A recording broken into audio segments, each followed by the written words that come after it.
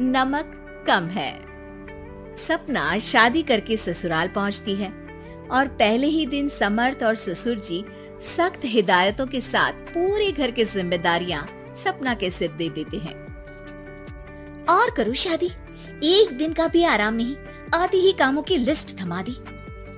और इसी तरह साल बीत जाता है और सपना सुनते सुनाते धीरे धीरे घर में एडजस्ट कर लेती है।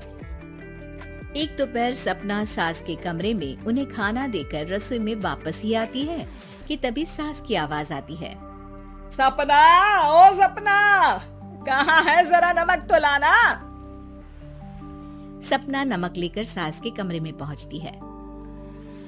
अरे तुम्हें पहले भी बोला है कि एक डिब्बे में थोड़ा नमक डालकर मेरे खाने के साथ ही दे दिया करो। देखो इस तरह बार बार तुम्हें आवाज लगाना भी तो अच्छा नहीं लगता ना। वैसे भी आज तक ऐसा दिन तो आया नहीं जब आपको नमक कम ना लगा हो।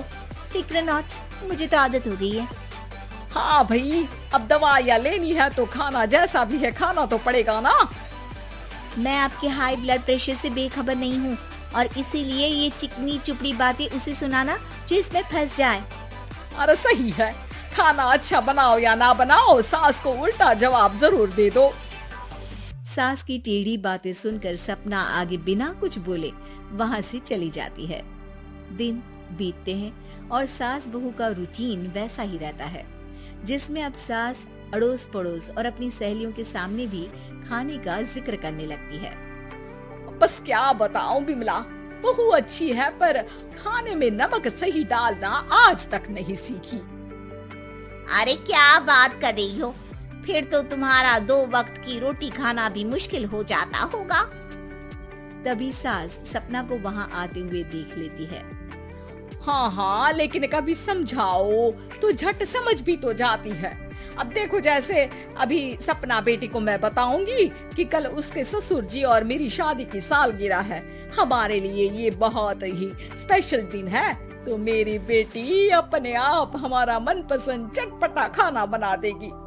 ऐसे किसी बात को अनसुनी भी नहीं करती। हाँ बिमला, तुम भी खाने पर आ जाना। सास का उनकी सहेली के सामने ऐसा बोलने पर सपना इनकार नहीं कर पाती। अगले दिन बिमला ठीक डिनर के समय वहाँ पहुँच जाती है, जहाँ सपना ने आज सारा चटपटा खाना बनाया होता है। अरे वाह सपना, क्या बढ़िया खाना बनाया है। हाँ बहू, खाना तो बहुत ही स्वादिष्ट है। जब बाकी सब खाने की तारीफ कर रहे होते हैं, वहीं सास और बिमला बिना कुछ बोले सुने स्वाद में खोई हुई बस खाना ही खाती रहती है, जिसके कुछ देर बाद सास का ब्लड प्रेशर सुपर हाई हो जाता है। अरे हाय, मर गई, मेरा तो सिर घूम रहा है। आपसे किसने कहा था ऐसे खाने के लिए जैसे जन्मों से कुछ मिला ही ना हो? अरे हद, मतलब जब तुम्हें बोला था कि मम्मी को तेज नमक वाला खाना नहीं देना, फिर दिया क्यों? मेरी माँ को मारना चाहती हो क्या? अरे बहू, तुम्हें एक जिम्मेदारी दी थी, उसमें भी इतनी लापरवाही। ऐसा माहौल देख बिमला तुरंत वहाँ से चली जाती है। साथ ही समर्थ और ससुर जी सास को लेकर कमरे में चले जाते हैं। ये सही है, सहेली के सामने बोली हुई बात भी मनवा ली और तबीयत खराब करके मुझे डांट पड़वा कर ऐसे चुप हो गई जैसे मुंह में जुबान ही ना हो। इसके बाद सास की तबीयत तो ठीक हो जाती है, लेकिन अब सपना पहले से भी ज्यादा सतर्क रहने लगती है, जिसमें खाना पहले की ही तरह नमक की कमी के साथ बनता रहता है, जिससे सास भी सच पता होने पर सपना को ताने दिए बिना रह नहीं पाती। अरे बहू, वैसे तो खाना सही बना है, लेकिन सब्जी में नमक कम होने की वजह से रोटी खाने में स्वाद ही नहीं आ रहा। अगली बार जरा ध्यान रखना। आपके नमक का ध्यान रखते रखते ऐसा लगता है किसी दिन मुझ में ही नमक की कमी ना हो जाए। तो फिर सही नमक डाल दिया करना।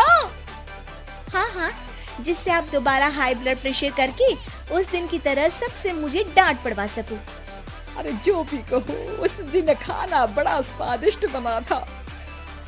इसी तरह एक बार फिर दोनों के बीच नोकझोंक शुरू हो जाती है, जिसके चलते समर्थ वहाँ आ जाता है।